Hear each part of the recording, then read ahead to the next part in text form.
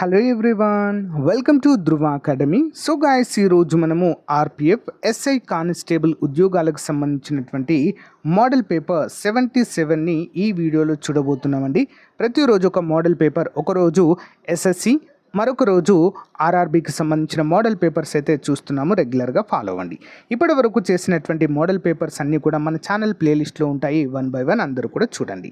ముఖ్యంగా మన యాప్లో ఎవరైతే కోర్స్ తీసుకున్నారో వారంతా కూడా ఈ మోడల్ పేపర్స్ని రివిజన్ పర్పస్గా కంపల్సరిగా చూడండి ఫ్రెండ్స్. మీకు చాలా బాగా యూస్ఫుల్గా ఉంటాయి.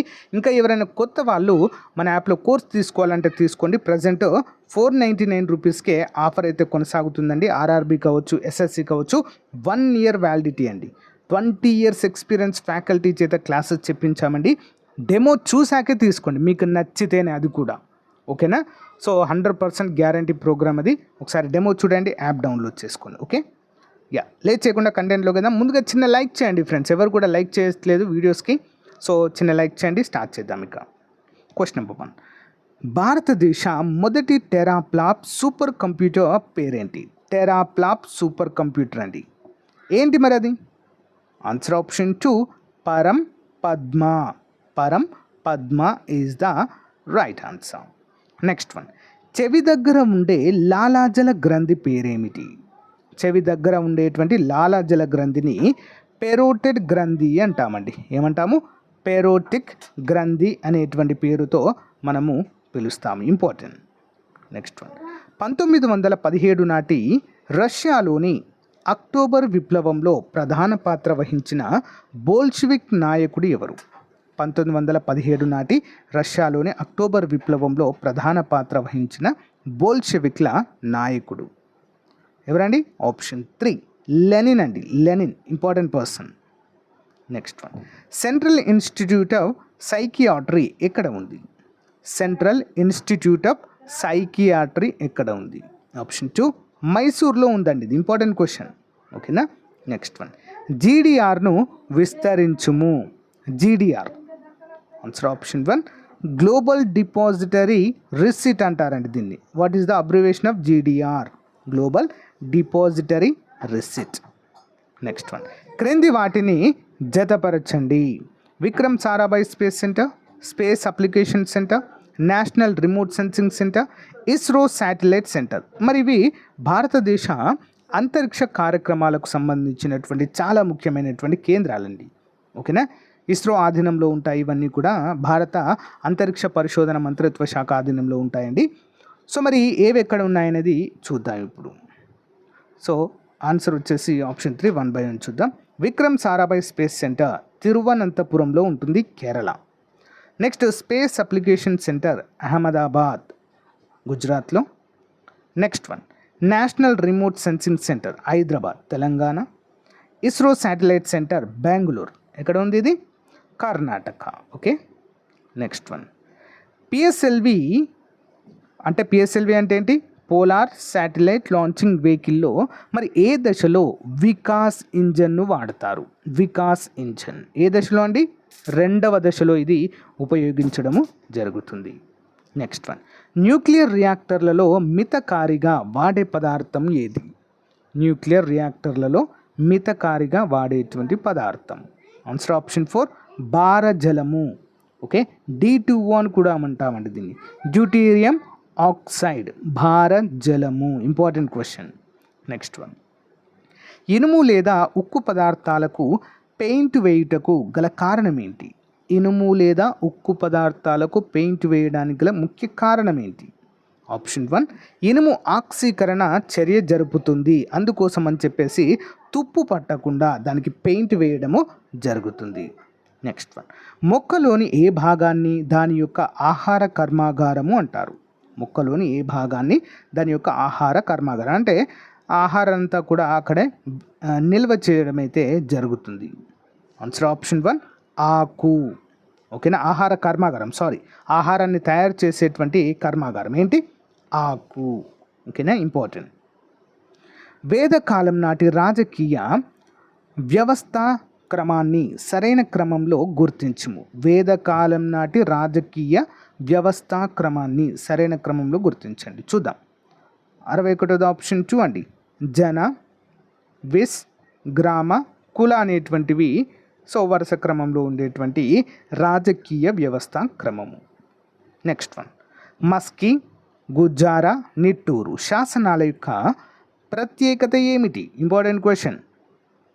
62 ఆన్సర్ వచ్చేసి ఆప్షన్ 4 అండి. అశోకుని పేరు ఉండుట, అశోకుడు వేయించినటువంటి శాసనాలండి, శిలాశాసనాలు ఇవన్నీ కూడా. అయితే వీటి ప్రత్యేకత ఏంటి అంటే అశోకుని యొక్క పేరు వీటిలో వాడడము జరిగింది. ఓకే, నెక్స్ట్ వన్, క్రింది వాటిని జతపరచండి. చాళుక్యులు, యాదవులు, హోయసాలులు, చోళులు. మరి వీరు ఏ ప్రాంతాన్ని రాజధానిగా చేసుకొని పరిపాలన సాగించారు? మోస్ట్ ఇంపార్టెంట్, తరచూ ఒక ప్రశ్న అయితే వస్తుంది, వీటి నుంచి గమనించాలి. ముందుగా చాళుక్యుల రాజధాని ఏంటండి? కళ్యాణి. యాదవుల రాజధాని దేవగిరి. హోయసాల రాజధాని 63 ఒక్క నిమిషం హోయసాల రాజధాని ఏంటండి? ఆప్షన్ 2 ద్వార సముద్రము. ఏంటది? ద్వార సముద్రం. నెక్స్ట్ చోళులది కాంచీపురము. ఓకే, గమనించాలి. నెక్స్ట్, భారతదేశంలో మొట్టమొదటి మహిళా విశ్వవిద్యాలయాన్ని స్థాపించిన వారు ఎవరు? భారతదేశంలో మొట్టమొదటి మహిళా విశ్వవిద్యాలయం ఎవరండి? ఆప్షన్ 2 డికే కార్వే గారు. ఓకే, డికే కార్వే గారు. నెక్స్ట్ వన్, క్రింది వాటిలో సరైనది ఏంటి? కమ్యూనల్ అవార్డు 1932ను ప్రకటించినది వెల్లింగ్టన్. ముస్లిం లీగ్ ప్రత్యక్ష కార్యాచరణ దినంగా పాటించిన రోజు ఆగస్టు 16, 1946. గురుదేవ్ అనే బిరుదు ఠాకూర్కి గలదు. మరి సరైన సమాధానం ఏంటండి ఇందులో అంటే ఆప్షన్ 4 అన్నీ కూడా సరైన సమాధానాలే. Important question. నెక్స్ట్ వన్, క్రింది వాటిని పరిశీలించి సరైన సమాధానం ఇవ్వండి. దేశంలో తొలి రైల్వే లైన్ వేయబడిన సంవత్సరం 1853 ఏప్రిల్ 16. దేశంలో మొదటి రైల్వే జోన్ దక్షిణ రైల్వే జోన్ అండి 1951 ఏప్రిల్ 14న. ఓకేనా, దక్షిణ రైల్వే జోన్ ఎక్కడ ఉంటుందండి? దక్షిణ రైల్వే జోన్ చెన్నై. ఓకే, మరి సరైన సమాధానం ఏంటండి ఇందులో? ఆన్సర్ ఆప్షన్ 3 AB, రెండు కూడా సరైనవే. నెక్స్ట్ వన్, పట్టాల మధ్య దూరం ఆధారంగా దేశంలో 3 రైల్వే గేజ్లను పరిశీలించి సరైన క్రమంను గుర్తించండి. ఓకేనా, వాటి మధ్య ఉండే గ్యాప్ ఆధారంగా. ఓకేనా, చూద్దాం. 67వది ఆన్సర్ ఆప్షన్ 4 అన్నీ సరైనవండి. బ్రాడ్ గేజ్ వచ్చేసి 1.67 మీటర్లు, metre gauge 1 metre exactly, narrow gauge 0.76 మీటర్లు ఎగ్జాక్ట్లీ ఉంటుంది. ఓకేనా, ఈ నారో గేజ్ను ముఖ్యంగా కొండ ప్రాంతాలలో ఉపయోగిస్తారండి, కొండ ప్రాంతాల్లో. నెక్స్ట్ వన్, క్రింది వానిలో సరికాని వాటిని గుర్తించండి. స్ట్రాటో ఆవరణం జెట్ విమానాలు, మీసో ఆవరణం ఉల్కాపాతాలు, ఐనో ఆవరణం కమ్యూనికేషన్ లేయ ఉపగ్రహాలను ప్రవేశపెడతారు ఇక్కడ. ఎక్సో ఆవరణము సంక్షుబ్ది ఆవరణము. తప్పుగా ఉన్నటువంటిది ఏంటండి?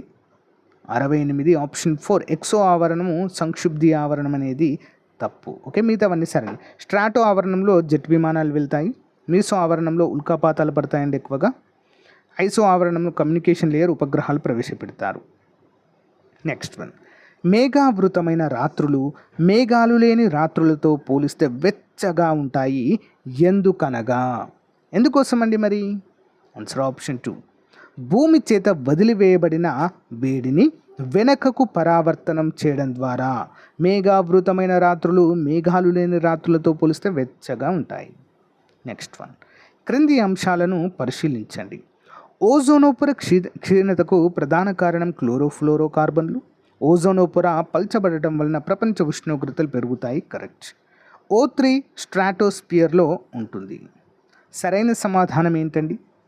70వది ఆన్సర్ ఆప్షన్ 3 అండి. ABC సరైనవే. Important question. నెక్స్ట్ వన్, ఆమ్ల వర్షాలకు కారణం ఏది? ఆమ్ల వర్షాలకు ప్రపంచవ్యాప్తంగా జరుగుతున్న పారిశ్రామీకరణ, వాతావరణం కార్బన్ డైఆక్సైడ్ నీటి ఆవిరితో కలిసి బైకార్బోనేట్స్గా మారడం వలన pH తగ్గడం, పరిశ్రమల నుండి విడుదలయ్యే నైట్రోజన్ ఆక్సైడ్, నూనె శుద్ధి కర్మాగారాల నుంచి పరిశ్రమల నుండి విడుదలయ్యే సల్ఫర్ ఆక్సైడ్. ఆమ్ల వర్షాలకు కారణమయ్యేటువంటిది ఏంటండి మరి?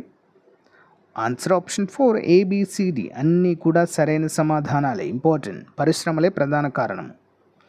అడవులు నాశనం చేయడం వలన విడుదలయ్యే వాయువు ఏది? అడవులనన్నీ కూడా నాశనం అంటే డిఫారెస్టేషన్ నరికివేయడం ద్వారా ఏమవుతుంది?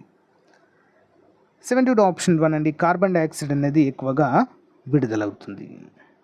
నెక్స్ట్ వన్, దేశ విధానాలపై రాజ్యాంగంలోని మౌలిక సూత్రాలకు సంబంధించి క్రింది వాటిని పరిశీలించండి. దేశంలో సామాజిక ఆర్థిక ప్రజాస్వామ్యాన్ని ఆదేశిక సూత్రాలను తెలియజేస్తాయి. ఈ ఆదేశిక సూత్రాల్లోని ఏ అంశాలను న్యాయస్థానాలు నిర్బంధం చేయలేవు? మరి ఏది సరైనవండి? 73 ఆన్సర్ వచ్చేసి ఆప్షన్ 3 అండి. ఓకే, బి మాత్రమే సరైనదిగా మనం ఇక్కడ చెప్పుకోవచ్చు.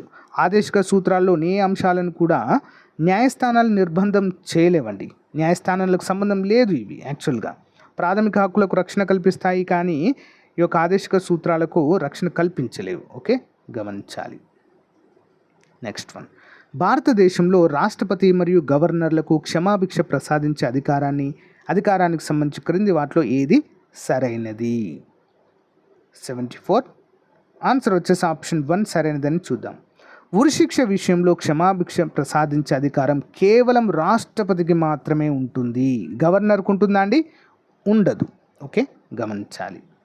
నెక్స్ట్ వన్, ఏకకేంద్ర ప్రభుత్వానికి సంబంధించి క్రింది వాటిలో సరికానిది ఏది? ఏకకేంద్ర ప్రభుత్వానికి సంబంధించి సరికానిది ఆన్సర్ ఆప్షన్ 4. దీనిలో కేంద్ర ప్రభుత్వ ఆధిక్యత ఉండదా అండి?